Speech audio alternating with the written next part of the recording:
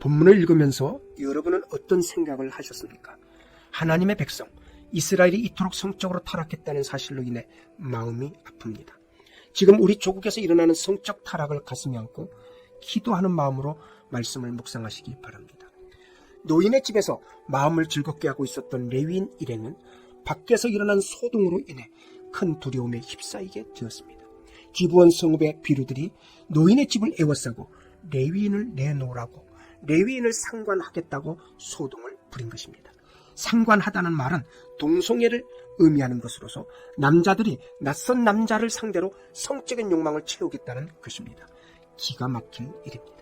이러한 동성애에 대한 성경의 기록은 아브람 시대로 올라갑니다. 천사들이 소돔성에 살고 있던 롯의 집에 들어갔을 때 그곳 사람들이 천사인 줄 모르고 그들을 끌어내라고 소동을 부렸습니다. 그들과 상관하겠다는 것이었습니다. 이러한 동성애의 흐름은 모세 시대에 이르러 훨씬 보편화되었습니다. 동성애에 대해서나 짐승들을 대상으로 교접하는 자에 대한 처벌 규정이 있는 것을 보면 당시 성적인 타락이 얼마나 보편화되었는지를 짐작하게 합니다. 하나님의 백성들에게 일어난 이러한 악한 일은 이스라엘 백성이 가나안 거민들을 쫓아내지 못한 결과라고 할 수 있습니다. 사실 모세 율법 조항들은 가나안에 들어갔을 때 그들의 문화에 전염되지 말라 하는 의미였습니다. 가나안 거민들을 쫓아내지 못한 이스라엘은 가나안의 타락한 성문화에 전염되어 이와 같은 악행을 스승치 않고 행하게 된 것입니다. 우리 자녀들이 어떤 문화에 접하고 있는지 우리 부모로서 깊은 관심을 가지고 알아야 합니다.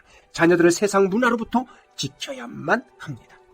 노인과 레위인은 밖에서 소동을 일으키는 비류들에게 노인과 딸과 레위인의 첩을 내주는 것으로 소동을 잠재우려고 하였습니다. 레위인은 정말 자기 첩을 내주는 것밖에는 대책이 없었던 것일까요? 비류들에게 맞서서 문제를 해결할 방법이 그렇게도 없었단 말입니까? 어떻게 자기가 당한 문제에 대해 자기 여자를 내주어 해결할 생각을 할 수 있을까요? 아무리 생각해도 이해할 수 없는 행동입니다. 물론 당시 사람들은 여자를 놀이개나 물건, 노동력으로 여겼기 때문에 여자를 보호할 생각을 하지 않았을 수도 있습니다. 하지만 하나님의 사람 레위인이 자기 첩을 죽음으로 내모은 것은 분명 잘못된 처사였습니다. 25절은 그 사람이 자기 첩을 무리에게 붙들어 내매라고 기록하였는데 이때 붙들어 내매라는 말은 강제로 첩을 내보냈다는 뜻입니다. 가기 싫다고 발버둥 치는 첩을 억지로 밖으로 끌고 가는 레위인의 모습을 생각하면 역겹기까지 합니다. 어떻게 자기가 살고자 조금 전까지 다정하게 말하며 데려온 첩을 그렇게 냉혹하게 내보낼 수 있습니까? 너무나 이기적인 세대를 보는 것 같습니다. 벌써 오랜 일이지만 의사, 교수 등 상류층의 스와핑 문제가 매스컴에 보도되면서 나라 안에 온통 술렁거렸습니다. 여러분들 중에는 스와핑이 무엇인지 모르는 분들도 있을 것입니다. 스와핑이란 좁은 의미로는 2쌍 이상의 부부가 배우자와 함께 한 자리에서 혼음하는 것을 뜻하며 넓은 의미로는 부부끼리 성행위 파트너를 바꾸는 것입니다. 사회 정신의학자들은 스와핑 일종의 도덕무력증 혹은 원초적 본능 과잉증으로 진단한다고 합니다. 지금 우리는 스와핑을 비롯해서 동성애, 혼전, 동거 등 성적 타락의 용어들을 자연스럽게 말하는 시대에 살고 있습니다. 너무나 가슴 아픈 일입니다. 레위인은 첩의 죽음을 보고 그곳 재판장을 찾거나 해결할 생각을 하지 않고 무조건 집으로 돌아와 시체를 12덩이로 나누어 12지파에 보냈습니다. 어떤 레위인에게 온 보자기를 받은 이스라엘 각 지파 어른들이 그 안에 담겨있는 잘려진 시체 토막을 보고 얼마나 놀라고 얼마나 분개했겠습니까?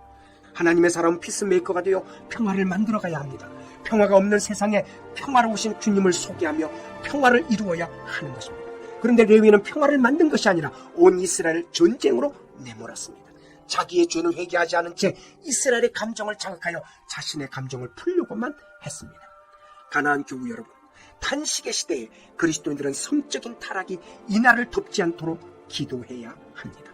특히 그리스도인의 성품이 이기적이나 과격하지 않도록 기도해야 합니다.